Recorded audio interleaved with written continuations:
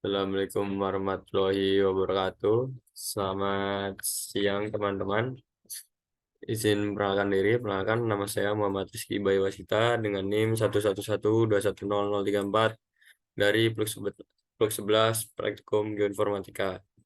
Oke, di sini pada video kali ini saya akan eh, mencoba untuk mengolah data eh, menggunakan aplikasi DIP, yaitu data kekar dan data sesar, di mana kedua data ini nantinya akan saya analisis menggunakan aplikasi DIPS.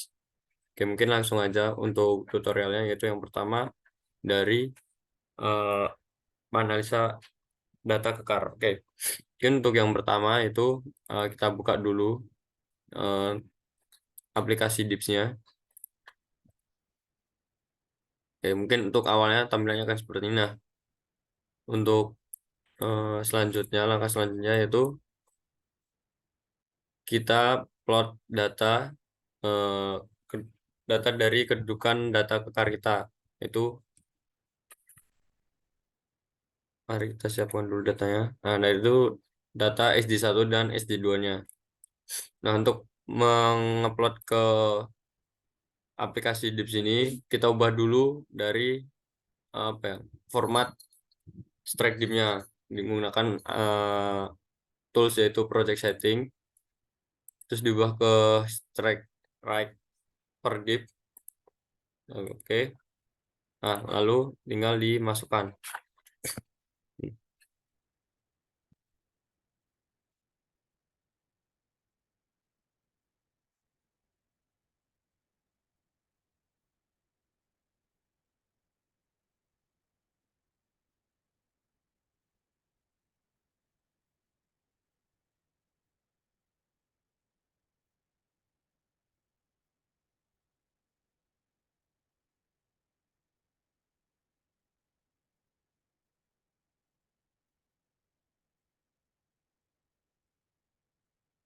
Oke, nah mungkin kalau udah dimasukkan, tinggal langsung dibuat arah umumnya dengan cara itu pencet eh, kontur preset. Nah, nah, ini untuk data arah umum kita. Nah, lalu langkah selanjutnya, setelah kita sudah mendapatkan arah umum, kita plot si SD1 sama join 2-nya dengan cara yaitu menggunakan nih add user plane atau Ctrl A. Nah, kita arahkan kursornya di area tertinggi atau di arah umumnya.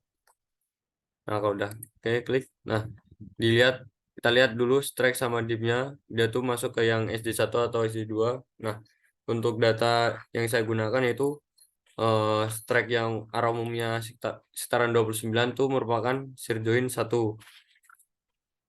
Oke, tinggal kita namakan di label ini join 1 atau SD1.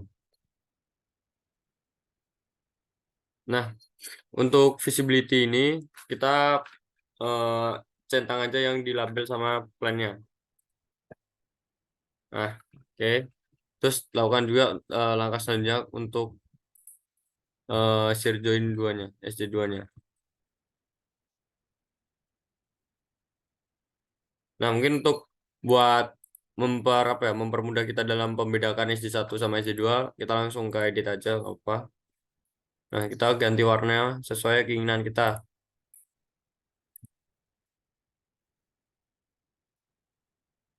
Oke. Nah, kalau sudah, kita langsung lanjut untuk mengupload arah, bukan bidang sesar, bidang bantunya. Nah, dengan cara yaitu add contour, add trend line, Bentar.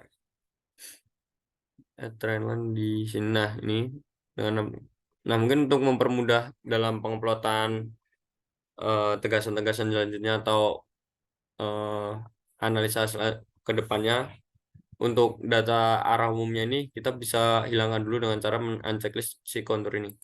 Nah, terus langsung dilanjutkan untuk penguploadan si bidang bantunya dengan cara yaitu add user plan, terus ke kursor diarahkan ke perpotongan antara SD2 dan SD1. untuk biar presisi. Nah, terus kita singkat aja jadi BB atau bidang bantu. Nah, oke, bidang bantu udah dapat. Tinggal itu selanjutnya yaitu kita membuat tegasannya atau arah tegasannya dengan cara yaitu menggunakan fitur trend line. Nah, untuk yang pertama itu tegasan 2 atau sigma 2-nya, di mana sigma 2 itu adalah perpotongan antara SD1 dan SD2. Sini. Nah, oke. Nah, lalu kita namakan dengan menggunakan terus itu text. Ya langsung, nah ini T2. Sigma 2 atau mungkin disingkat menjadi T2.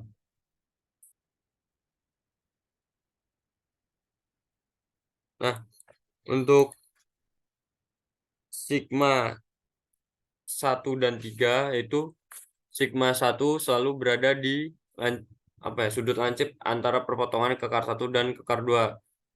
Nah, untuk eh, mencarinya bagaimana dari si sigma satunya ini. Nah, ini kita mencet dulu ke di SD2-nya nih atau kekar 2-nya. Nah, ini kan kita dapat trendline-nya sebesar 238. Terus juga untuk yang SD1 yaitu trennya 299. Nah, kita jumlahkan dulu untuk trennya. Kita jumlahkan antara tren atau arah si SD1 sama SD2 pada bidang lancipnya atau sudut lancipnya. Kita jumlahkan lalu bagi 2. Nah, itu untuk menentukan si sigma satunya atau tegasan utamanya. Oke, mungkin kita cari dulu berapa? 238, 238 ditambah 299 dibagi 2. Nah, hasilnya itu 268,5. Nah, mungkin langsung dibulatkan aja itu jadi 26, 269. Ya, mungkin langsung aja ditulis 269.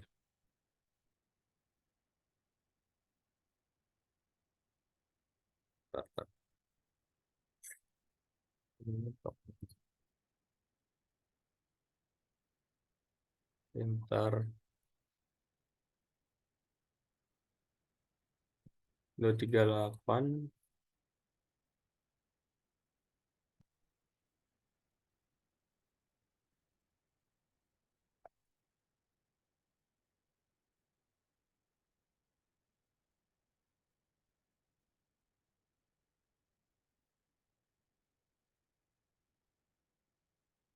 Bentar.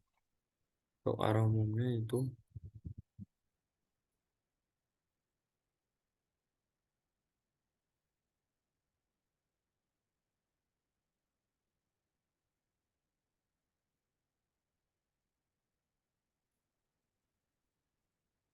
29 sama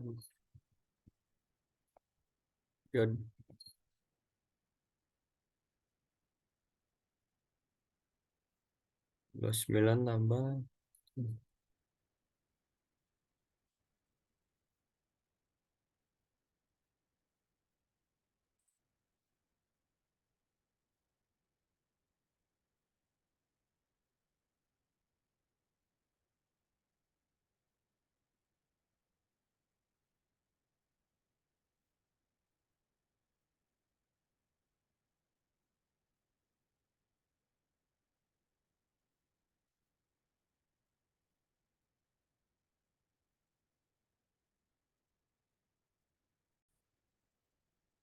Untuk mencari sigma 1 berarti harusnya dia berada di antara range si sudut lancipnya atau daerah sudut lancip dari perpotongan antara kekar 1 dan kekar 2. Dimana untuk mencari taruhnya yaitu kita lihat di sini, arahkan kursor sini, dia kan memiliki strike 58 atau 57 lah. Terus bagian sini yaitu 118. Nah, kita jumlahkan terus bagi 2. 57 tambah 118 bagi 2. Nah, 87 atau 88. Nah, kita cari di daerah strike-nya 88. Oke, nah ini untuk sini. Nah, kita klik. Oke. Nah, kita beri nama yaitu sigma sigma 1 atau tegasan 1.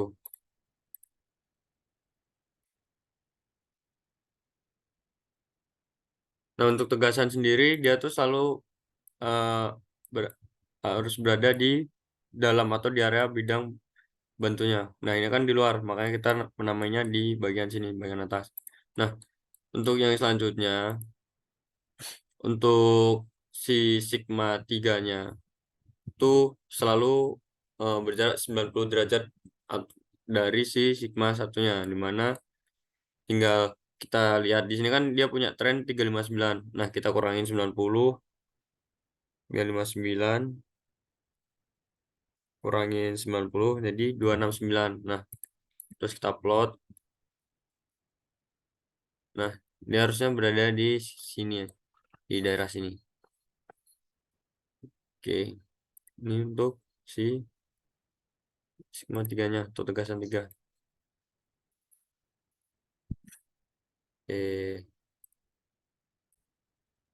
untuk selanjutnya yaitu tinggal kita cari si extension join-nya.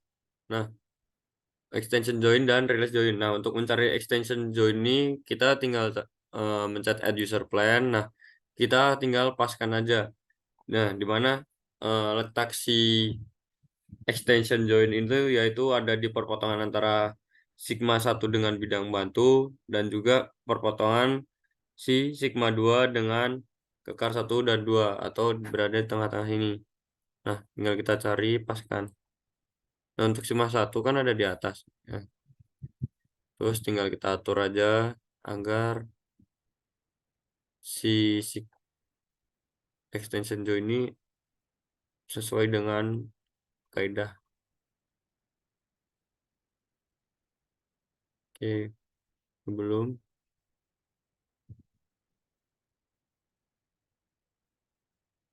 Nah, mungkin untuk extension join seperti ini bisa. Nah, kita tulis extension join.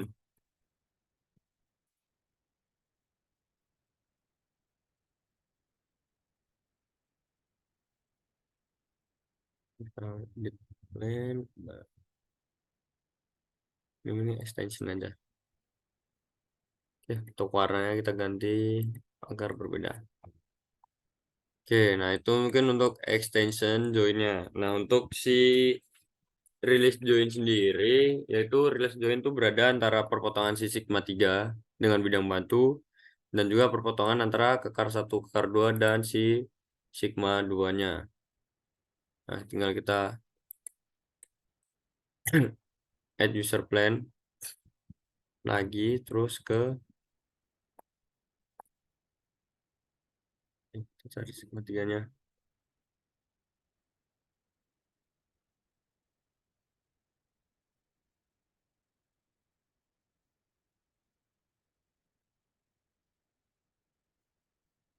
Oke, ini si release join.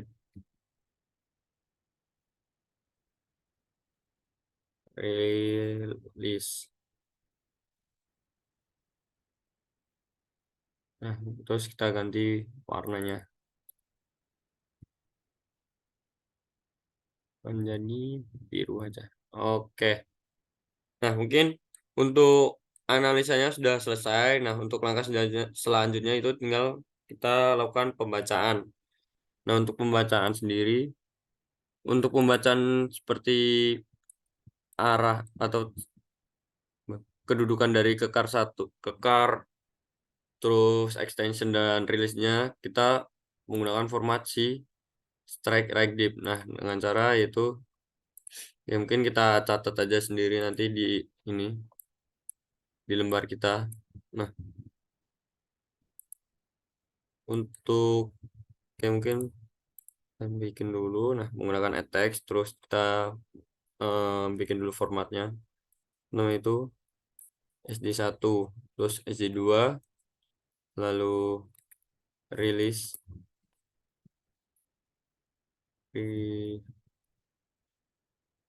rilis join extension join, terus T1, T2, dan juga T3. Oke, seperti ini. Nah, terus kita baca aja.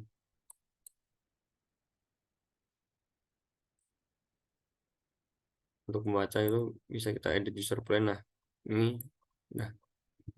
udah ada. Nah, untuk bagian 4 nih, ini tinggal kita baca nih.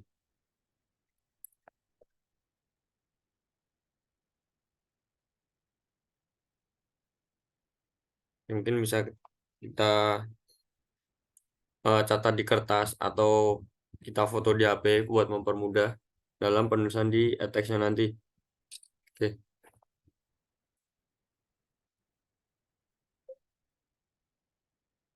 Untuk SD satunya tadi punya nilai sebesar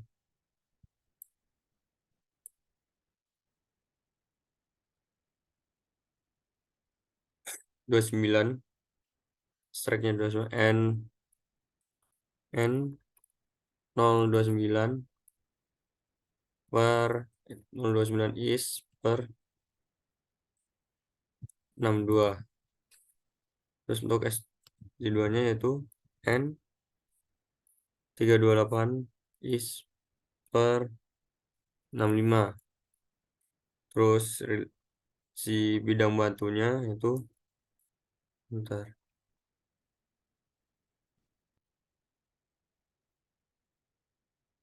bidang bantu atau BB itu 185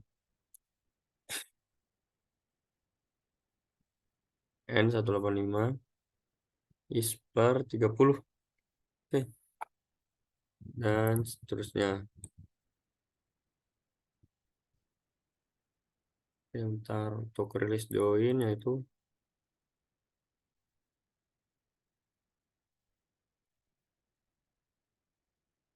untuk rilis join itu sebesarnya rilis extension. Oke.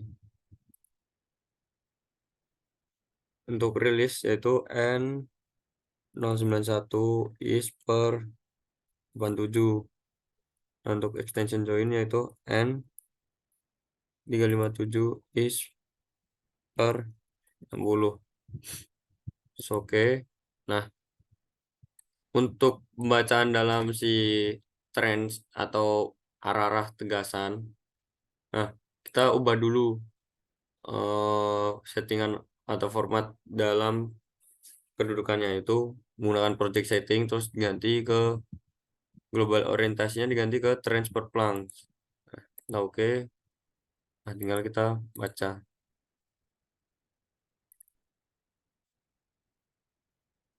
karangan sini.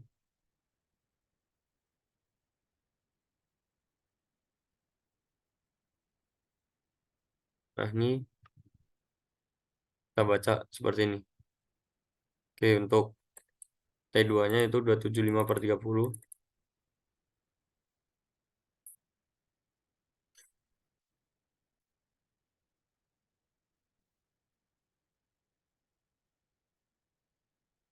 Oke. Terus T3 nya itu 268 per 30.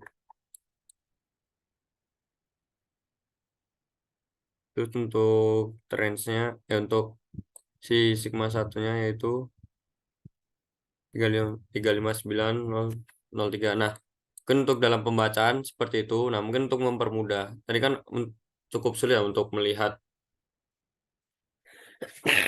besaran nilai dari arah arah tegasannya, terus kekarnya, bidang bantunya, release join dan extend joinnya sambil menulis di aplikasi dipnya. Mungkin untuk saran bisa kita baca terlebih dahulu, terus kita tulis di kertas atau kita foto baru nanti habis itu kita tulis di aplikasi Dips-nya itu untuk mempermudah. Nah, mungkin sekian untuk buat aplikasi Dips apabila saya untuk aplikasi Dips dalam pengolahan analisa data kekar. Mungkin sekian dari saya. Apabila ada kesalahan kata, saya mohon maaf. Wassalamualaikum warahmatullahi wabarakatuh.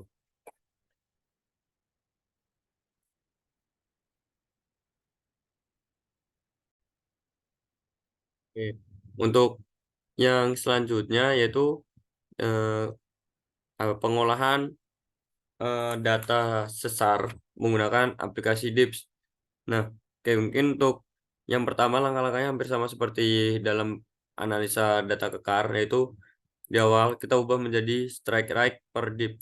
Nah, lalu kita masukkan data yang kita punya tadi. Oke,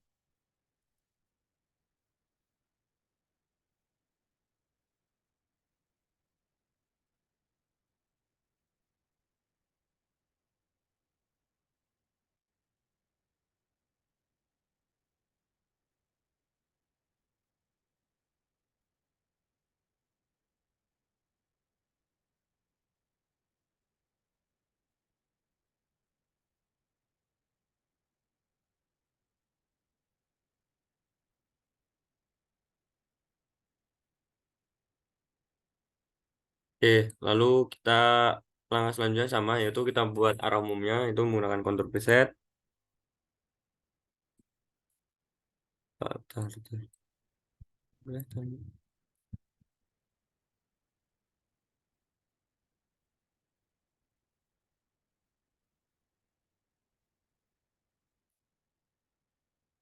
Sebentar. Upload dulu menggunakan strike right per div. Oke, upload satu-satu.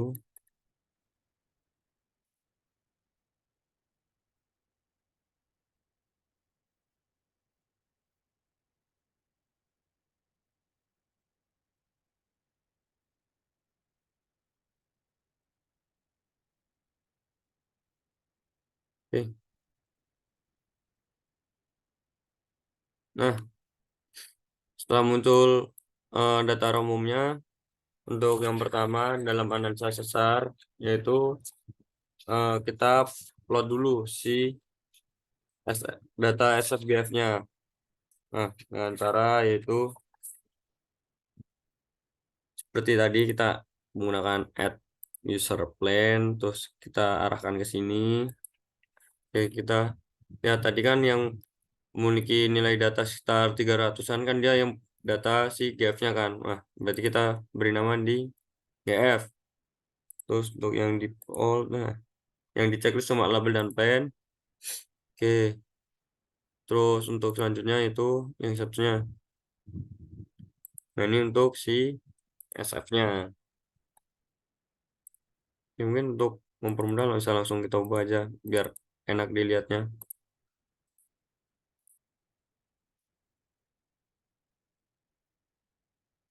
Oke, setelah seperti ini udah, kita jangan lupa plot si data apa ya? Data bereksiasinya. Oke, bentar. Ya, untuk ngeplot.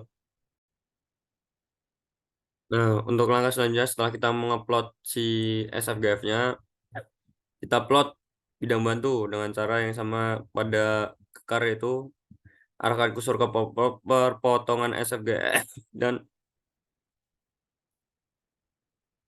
oke, terus beri nama itu bidang bantu atau BB singkat aja. Oke, terus kita unchecklist kontur. Ini warnanya diubah dulu biar enak.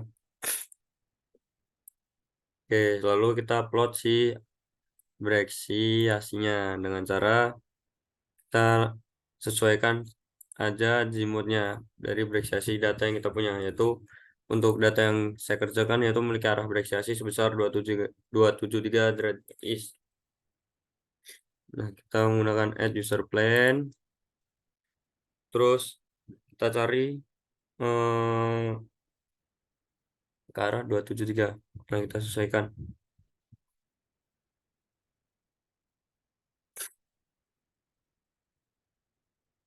Oke. 273 dan juga melalui perpotongan antara SFGF-nya.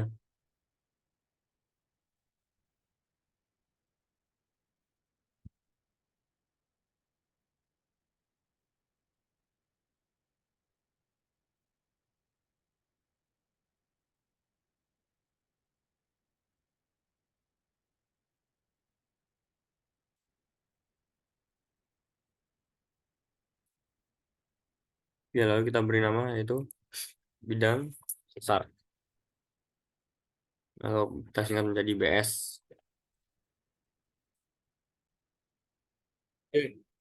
Mungkin setelah kita plot si bidang sesar atau arah breksiasinya, itu selanjutnya itu kita mencari arah tegasan 2.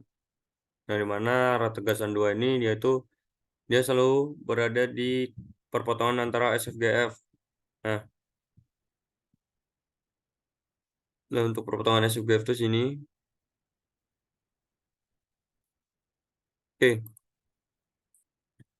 terus kita beri nama untuk biasa menggunakan teks di sini tegasan 2 dan sigma 2-nya.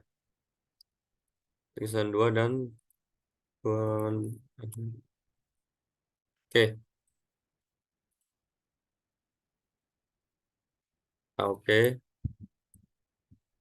Nah, ini untuk si sigma 2-nya. Nah, untuk selanjutnya itu kita mencari si sigma 1, di mana sigma 1 ini itu sigma 1 aksen ini tuh bisa kita tarik melalui perpotongan antara GF dengan bidang bantu. Oke. Nah, di mana GF dengan bidang bantu itu ada di sini. Nah, ini. Ini adalah si sigma 1 aksen.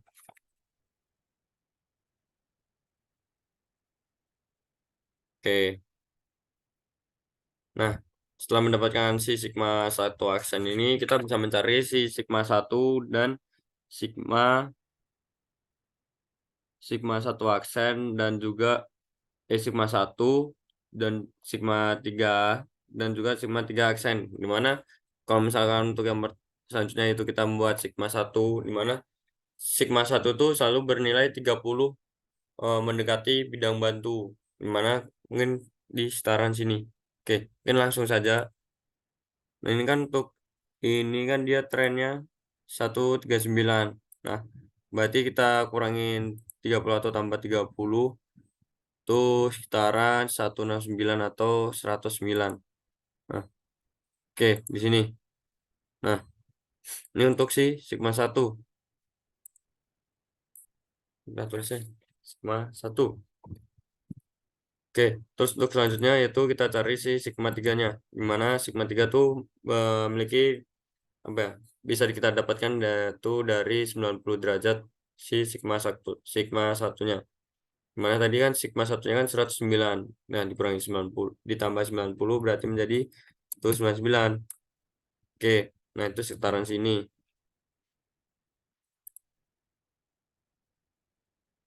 Ini si sigma 3-nya. Nah, untuk si sigma 3 aksen itu bisa kita dapatkan dengan dua cara, yaitu membuka apa ya, sudut sebesar 30 derajat dari sigma 3 atau membuka 90 derajat dari sigma 1 aksennya. Mungkin untuk gambarnya tadi langsung kita dari sini aja. Tadi kan 139. Nah, kita tambah 90 menjadi 1 2 eh 139 tambah 90 berarti menjadi 229. Kita okekan aja. Nah, ini untuk si sigma 3-nya. Sigma 3 aksennya. Oke. Nah, ya mungkin untuk yang selanjutnya setelah kita mendapatkan arah tegasan semuanya, kita bisa membuat si net slip-nya, di mana net slip ini Untuk membuatnya kita pencet add trend line.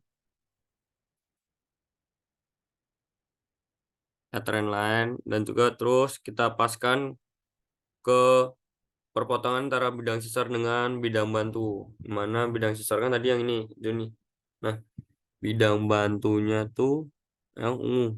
Nah, oke, setaran sini. Nah, oke. Terus kita kasih nama. Ini sih NS. Oke. Nah, terus kita plot juga arah tegasannya atau arah dari NS dan juga pergerakan dari si bidang sesarnya. Mungkin ini bidang sesarnya karena warnanya terlalu nyaru, kita ubah dulu menjadi yang agak berbeda. Oke, ini masih terlalu nyaru. Jadi kuning. Ah, ini kan kelihatan. Nah, ini bidang sesarnya. Nah, untuk mengetahui arah pergerakan dari NS dan bidang sesarnya, kita lihat si sigma satunya. Sigma 1 dia akan menunjukkan dari arah utama atau tegasan utamanya kan, dimana tegasan utama dari itu bergerak dari sini atau relatif dari barat timur. Nah, dia bergerak ke sini atau yang ini itu dari sini. Nah, kita kasih tanda itu menggunakan add arrow. Nah, karena arah tegasan yang dari sini atau sigma satunya yang dari sini kan dia ke sini, masuk sini. Jadi si bidang sesar atau si hanging wall-nya itu dia bergerak ke sini dan juga ke sini. Nah, jadi untuk bidang sesarnya sendiri ini memiliki arah pergerakan yaitu relatif ke kanan atau memiliki gerakan kanan. Nah, untuk naik shiftnya sendiri itu selalu mengikuti dari si bidang sesarnya atau si bidang hanging wall dari bidang sesarnya. Oke, seperti ini. Nah,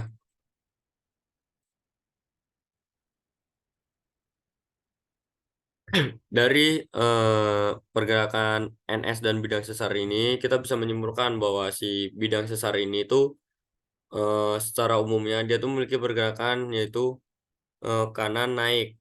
Nah, cuma untuk lebih pastinya kita bisa plot ke diagram Richard. Nah, untuk mengeplot atau menganalisa lebih lanjut untuk menamai dari pergerakan si bidang sesar ini, kita perlu untuk mencari nilai-nilai dari data yang kita perlukan, yaitu untuk memasukkan ke diagram Richard kita memerlukan data kedudukan si bidang sesarnya dan juga si rate-nya. Nah, untuk membacanya tuh cukup mudah. Dimana untuk membaca bidang sesar kita tinggal pencet sini terus ke edit user plan. Nah, kita tahu si bidang sesar ini memiliki strike depth sebesar 273 dan 70. Nah, kita catat dulu. Bentar, bidang bidang sesar atau saya singkat menjadi BS. Terus kita tulis N 273 per 70 ya. 70. Oke, N 273 per 70. Nah, lalu untuk data satu lagi yang kita butuhkan untuk mengeplot ke diagram chart yaitu kita membutuhkan si bearing dan plunge dan juga si rake-nya. Dimana untuk mencari si rake ini kita bisa menggunakan eh, ke tools terus measure angle. Nah, kita pencet dari sini perpotongan NS ini dengan bidang batu terus tarik ke sudut terluarnya atau bidang terluarnya. Nah, ini kita dapat sebesar 3,16 atau kita bulatkan menjadi 3 lah. 3 derajat untuk si rake-nya. Nah, kita catat dulu. Rake sama dengan 3. Nah, oke. Nah, mungkin terus kita cari si plunge dan biringnya dari si NS. Apa trans biringnya. Nah, kita ubah dulu menjadi ke transfer plans, terus kita cari. Ya, ini kita pindahkan dulu. Nah, kita cari ke perpotongannya ini. Nah, kita cek di kanan bawahnya, pojok kanan bawah. Dia kan punya nilai 274/3 kan. Nah, tinggal kita masukkan lagi. Kedudukan si NS sama dengan 3 N 273 is. Nah, nah, oke. Sekarang kita udah mempunyai data kedudukan dari bidang strukturnya dan juga eh, arah dari si besaran si rek dan juga si NS-nya. Nah, selanjutnya kita tinggal masukkan ke diagram Ricard. Oke, kita masukkan.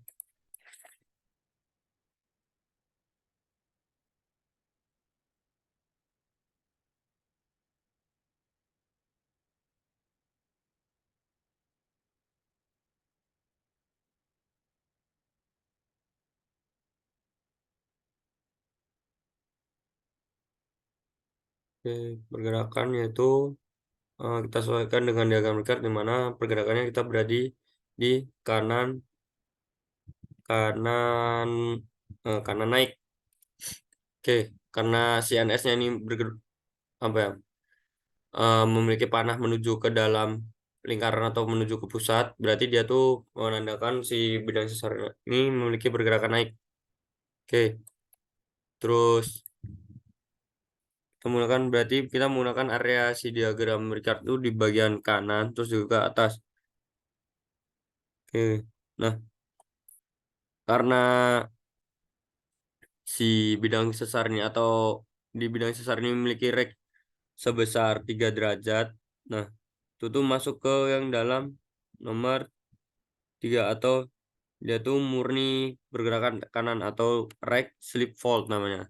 Oke, tinggal kita cantumkan right slip fault. Nah, terus kita oke. Nah, mungkin sekian untuk data sesar. Nah, mungkin dalam pengupload apa ya, penganalisaan data sesar ini untuk aplikasi DIP sebenarnya kurang lebih sama dengan analisa kekar. Cuma mungkin untuk kekurangannya saya di sini, ini teman-teman bisa memperindah atau memperbaiki dari pengolahan data yaitu melengkapi data-data atau pembacaan dari masing-masingnya dari Sigma 1 hingga Sigma 3 aksen dan juga data SFGF-nya lalu bidang bantunya mungkin bisa dituliskan di dalam kotak ini agar lebih lengkap juga datanya. Nah, mungkin sekian dari saya. Apabila saya ada kesalahan, saya mohon maaf. Wassalamualaikum warahmatullahi wabarakatuh.